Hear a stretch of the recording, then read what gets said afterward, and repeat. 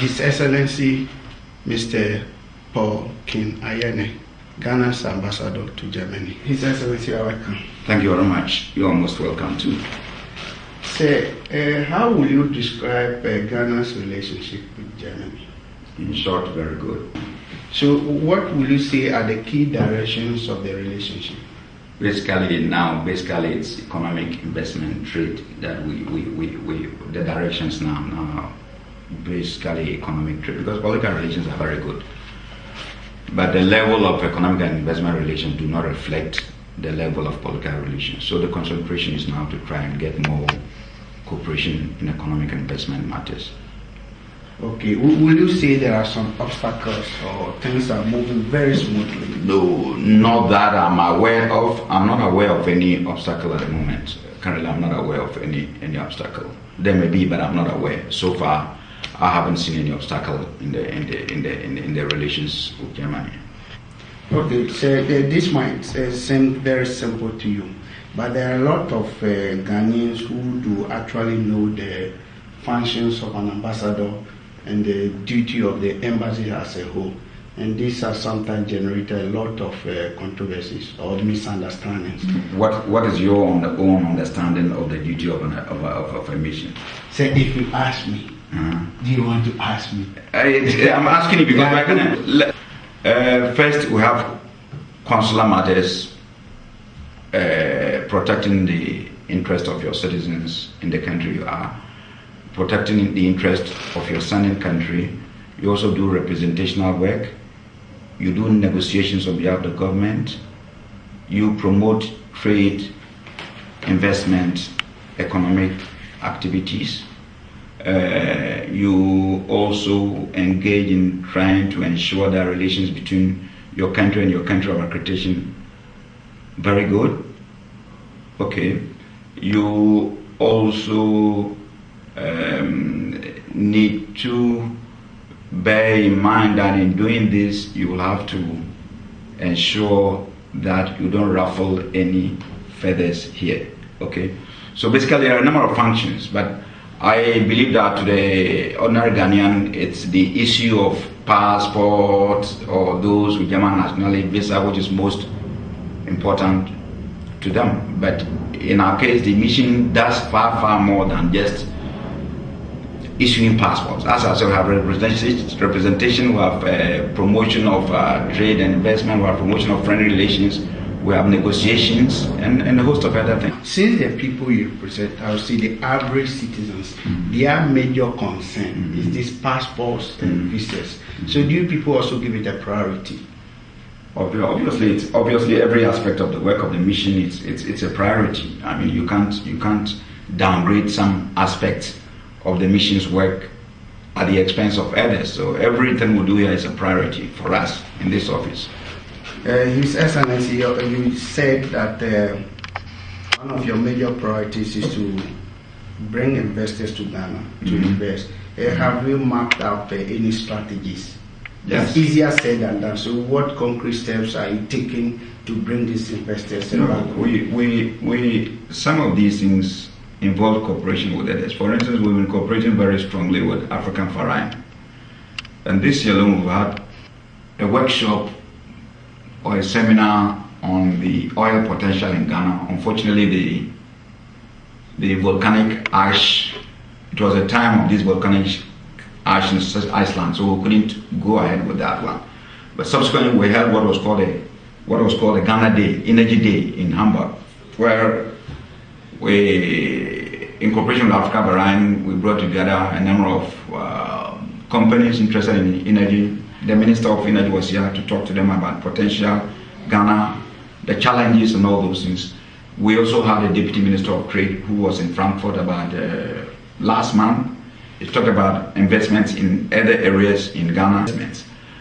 Besides that, we do our own groundwork and we approach individual companies we think are interested in investing in Ghana and persuading those who might not even know about Ghana with the potential to invest to take a keen interest in Ghana. So basically that's what we do. Most people would like to invest in areas or environments where the infrastructure network is very good. We talk of roads, constant electricity, water and things like that. will you say we have a very attractive infrastructure network? I wouldn't say we have very attractive. We have attractive network, but the lack of even the infrastructure, it's a way of inviting investors, because we need investors in infrastructure. So the lack of those infrastructure provides an avenue for investors. Yes. Tourism is also another sector, and most, not only developed countries, but developing countries too, have the potential of gaining a lot. Is it also one of the areas, and if so, what steps have you taken? Yes, tourism is a major foreign exchange earner for Ghana. I believe, if I'm right, it's after cocoa, gold, and I think remittances. I believe tourism comes next. The first three are not in order of any order, but they are the three major foreign exchange earners, and I think that there are three areas where we get a lot of foreign exchange, and then tourism comes. It's a very important thing.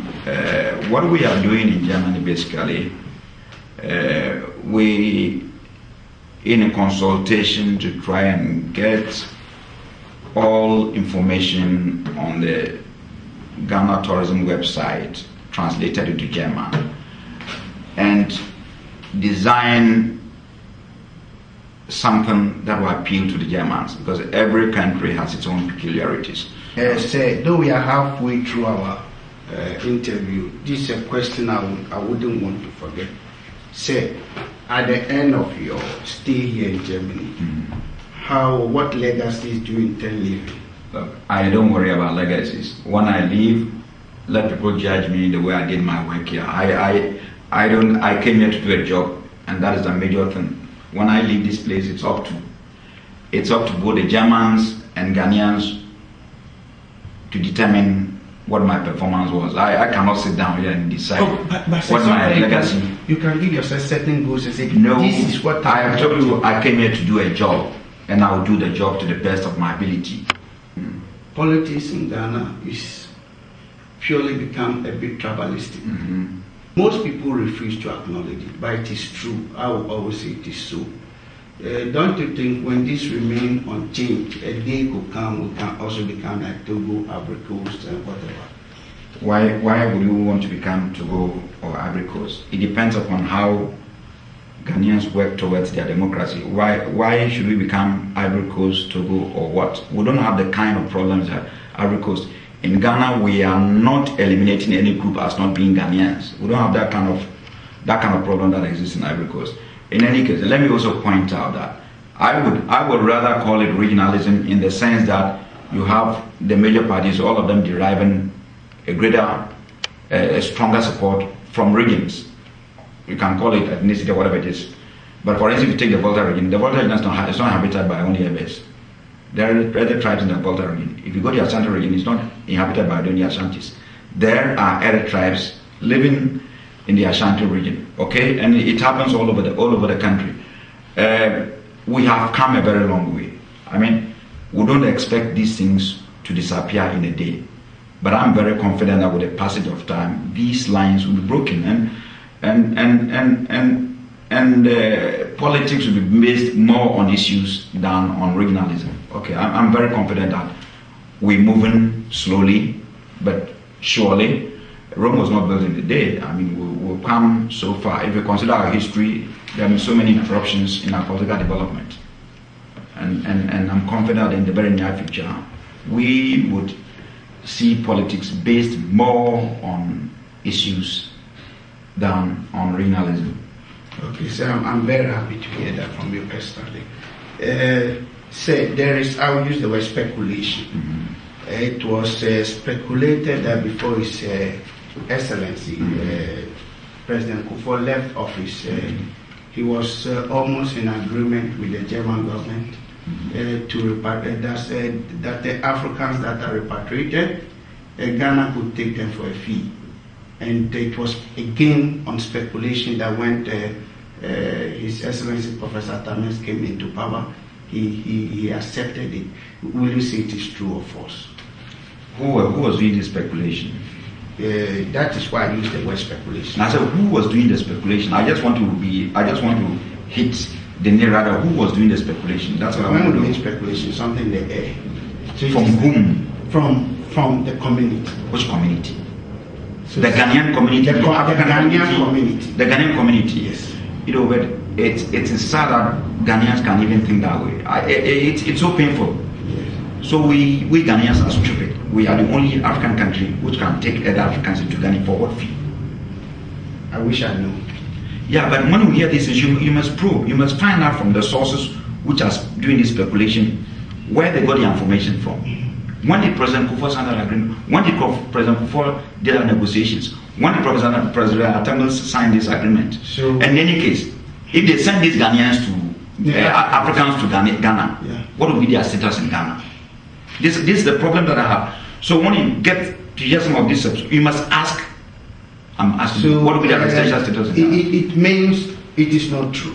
This is what I want to hear from you. You heard the speculation. I am not aware of any agreement signed. Yes. I'm not aware of any negotiations President Kufuor was having. There's no document. There is nothing to that effect that we're signing. We're negotiating with the Germans to send Africans to Ghana for a fee. Okay, sir. So if I understood it well, it is not true. It is never true. There is no document. There is nothing. So I am not aware of any negotiations to take Ghanaians, and it doesn't even make sense. Even if I wasn't in this profession, get to Ghana. No, the plane will take them to Ghana. They are repatriated, and instead they will be taken to Ghana. That was the point. Do you know anything about repatriation? That's why we are here, sir.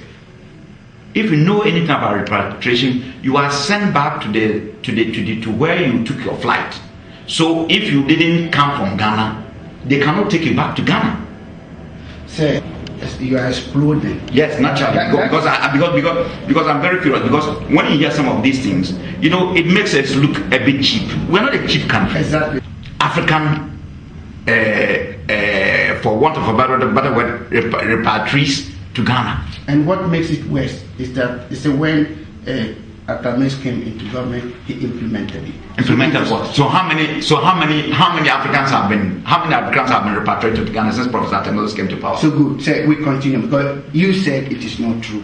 And now, sir, I think, will you say how stable is Ghana's democracy? We are very stable. We are very stable. We are very stable. We are very stable. I can assure you. We should be proud to be Ghanaians. Oh, certainly. I mean, certainly. You must be very proud. Every Ghanaian must be very, very proud to be a Ghanaian. That one, I would say it without mincing words at all. Okay, sir. I know you don't like certain questions, but I'm forced to be asking them. Go ahead. We are 53 years now. Or I would say after getting independent, and still we are struggling with certain amenities like water, electricity, even place of convenience and things like this. And we gain independence just as countries like Malaysia and Co. One would say they are far ahead of us. Where did we go wrong? Let me start it this way. One, we had a problem with stability. Two, because of the same factor, we had a problem with continuity.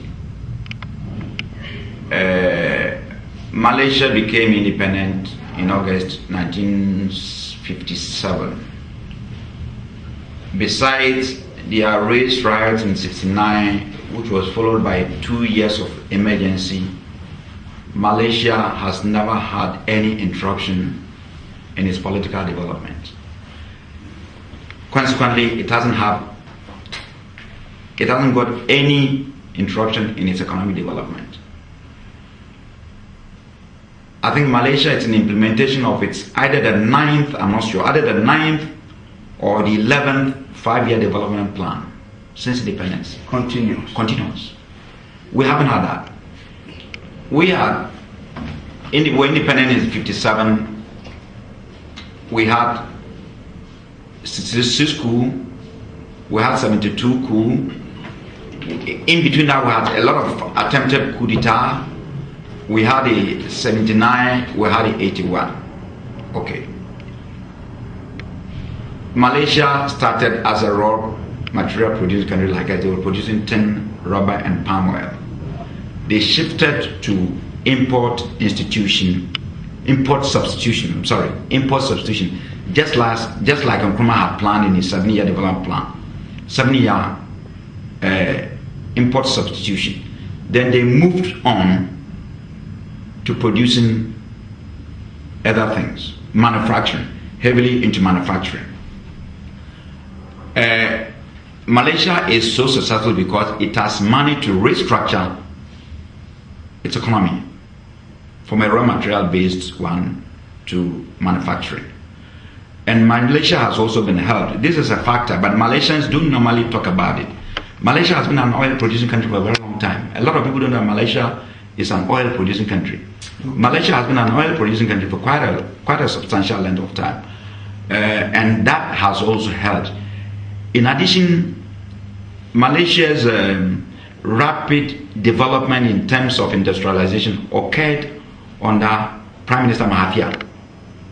And leadership also counts in these matters. He was, let me say, when he was there, let me say, he's still alive. So let me say, he is one of a kind. He's one of the few leaders with a vision, with love for the country. I met him several times when I was serving in Malaysia.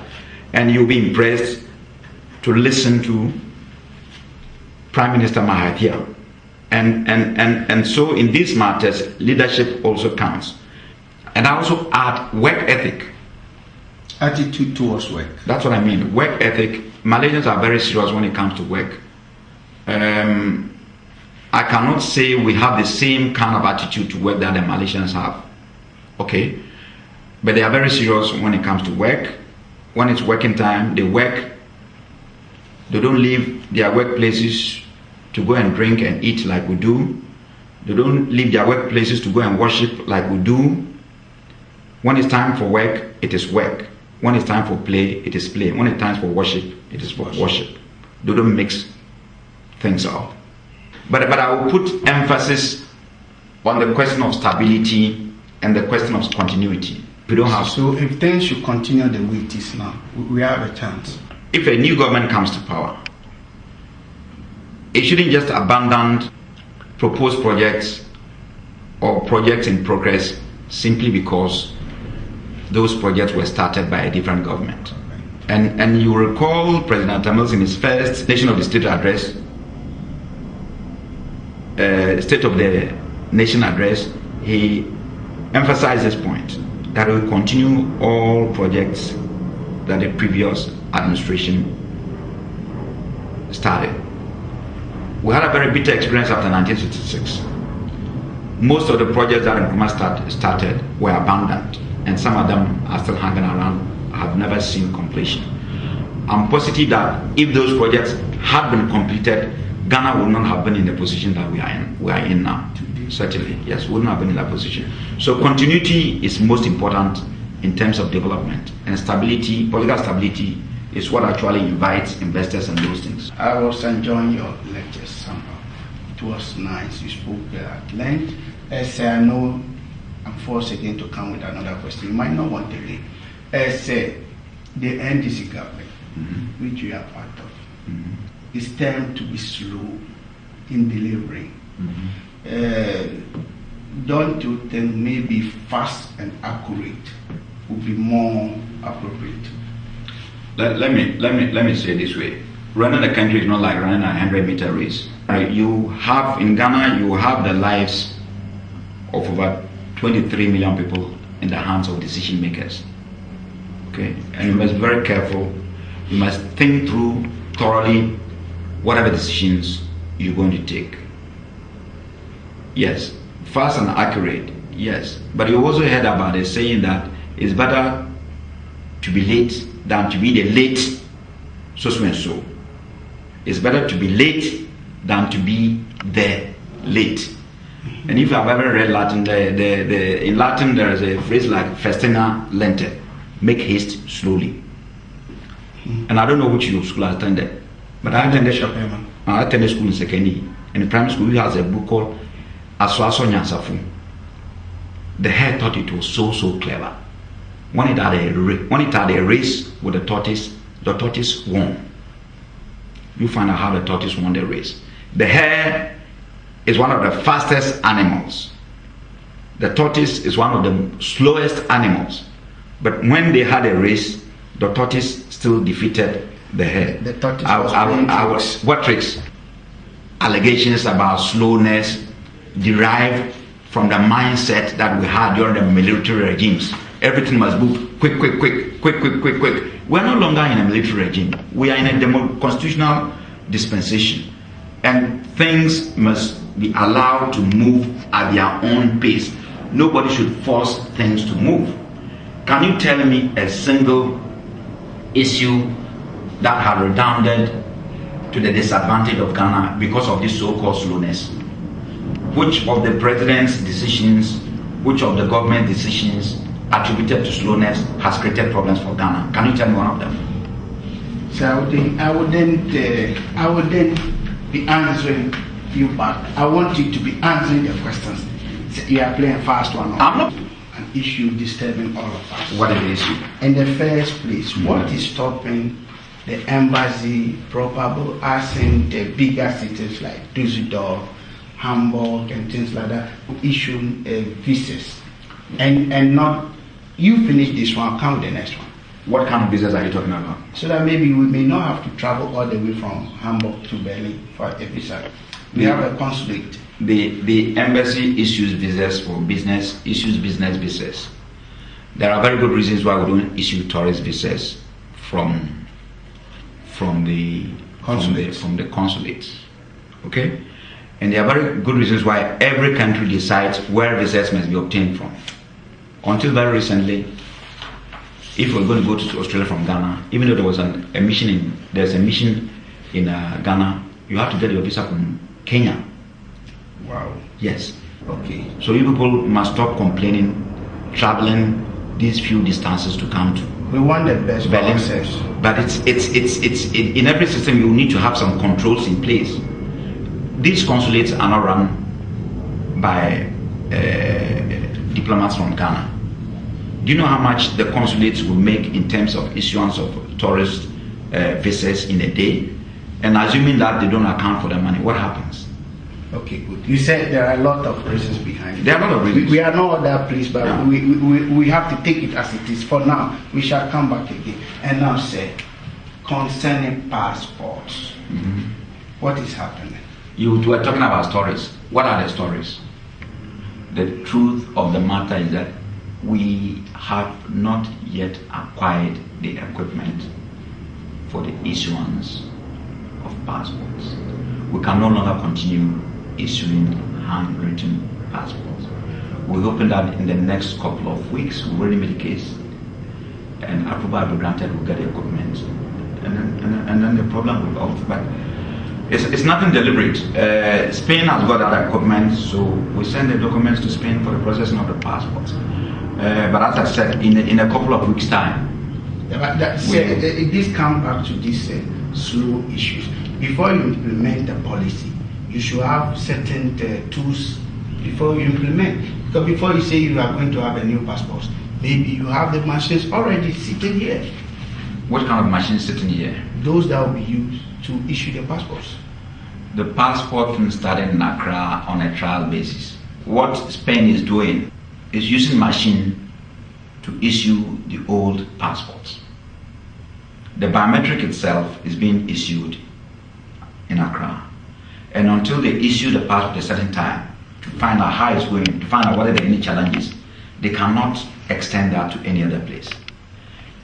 Sir, now this question is not coming from me because you assume all the questions are coming from me. Oh, which question not come from me? Your citizens. You see, they are not seeing you. Where? For example, Hamburg. Why do they have to see me? This is a mission, and it's not I don't operate on the basis of one-man symphony orchestra. This is a mission. We work as a group. Yes, sir. So if there's a problem in Hamburg, and an officer comes there, what's the problem? And then they are complaining, including you. There was a Ghana Union meeting about 2 weeks ago. There were only 7 people at that meeting. Have people complained? Your own union, which is expected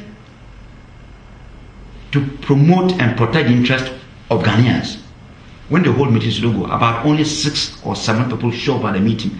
And I should drive from Hamburg, I should drive from Berlin to Hamburg to come to a meeting where there are only 7 people. When you have thousands and thousands of Ghanaians in Hamburg, I'm afraid. So it seems like you are complaining too. They are complaining, you are also complaining. Complain about me? Do you know the number of places I've been to since I came? Do you know the number of Ghanaians I've met in place? I've been to Munich, I've been to Stuttgart, I've been to Darmstadt, I've been to Frankfurt. You understand? Besides that, Mr. D'Souza had gone to Hamburg. My other colleague in charge of investment has gone to Bielefeld. We've been here for less than a year. We visited so many places, and I myself have gone to all these places: Frankfurt, Stuttgart, Munich, Darmstadt. So why should I come to Hamburg when there's no event for me to come to Hamburg? I just come to Hamburg to come and see Hamburg. I've been to Hamburg several times for business, for investment promotion. I've been there. But what I want to tell you is that if the Ghana Union calls a meeting and only 6 people show up, you don't expect me to come. That one, I'll be very honest with you. Heaven help those who help themselves. If it costs a lot of money for me to spend government money to go attend meetings, I won't leave here and come to Hamburg to come and meet 6 or 7 people. When you have about thousands of Ghanaians in Hamburg, honestly. I went to Stuttgart, so many Ghanaians. Munich, so many of them. Darmstadt, so many of them. Frankfurt, so many of them. Hamburg, 7 people at a meeting. I think you guys in Hamburg should change. You should change. You have complaints about us. I just want you, let's be honest and frank about this, because I think that it's something that a lot of people are talking about. Since you requested me to be honest, I'll put it this way. Maybe if they have a problem, as you can also see, then maybe you can also help them in resolving this issue. But we don't need to come to Hamburg to resolve that issue. Do you know the number of times we have been talking to? I met the Ghana Union executives in this office. Do you know the number of times we've been talking to the Ghana Union executives over this matter? We asked for a list of Ghanaian churches and associations in Hamburg for us to write to them, informing them about our forthcoming elections. This meeting was in March in this office. Ask me whether we've got a list. Ask me whether we've got a list. We begged them for the list that would let us as a mission write to Ghanaian churches, the church leaders, and the Ghanaian opinion leaders in Hamburg, and then brief them about the efforts to hold these elections. And then they would also in turn inform their members. Since March, the list hasn't come. So what do you expect us to do? But let me ask you, were you at that meeting when the only 6 people or 7 people were? You were a Ghanaian? I was there. You were there? I was there. So what did you tell them? I don't believe in that thing that when you are head of an institution, you should be the one running. That's not my style of running a system. But it shouldn't be a condition that the ambassador should be at every function.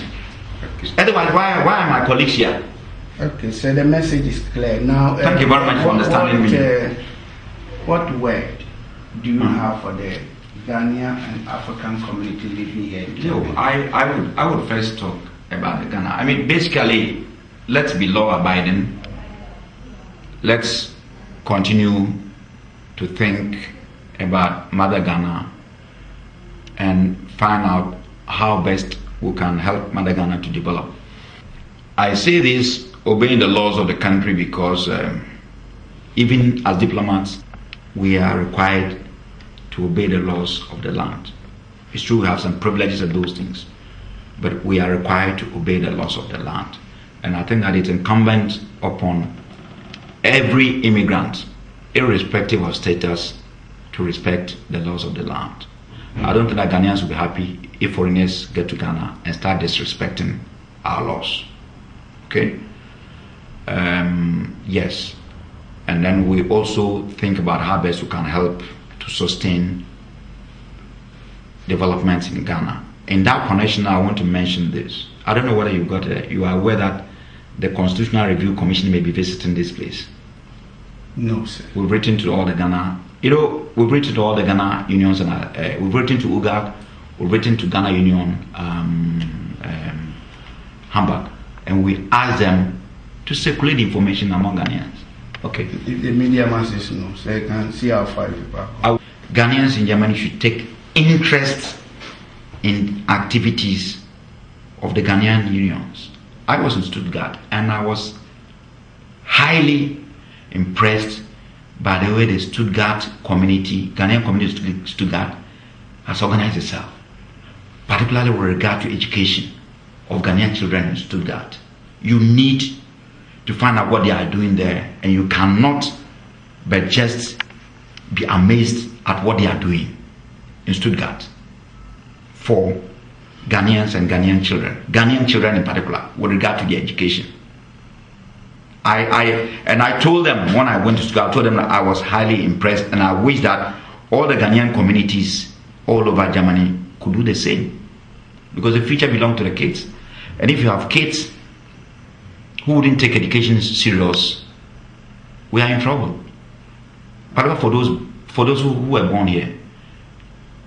If they don't get good education here, they cannot fit in very well. Neither can they fit in Ghana.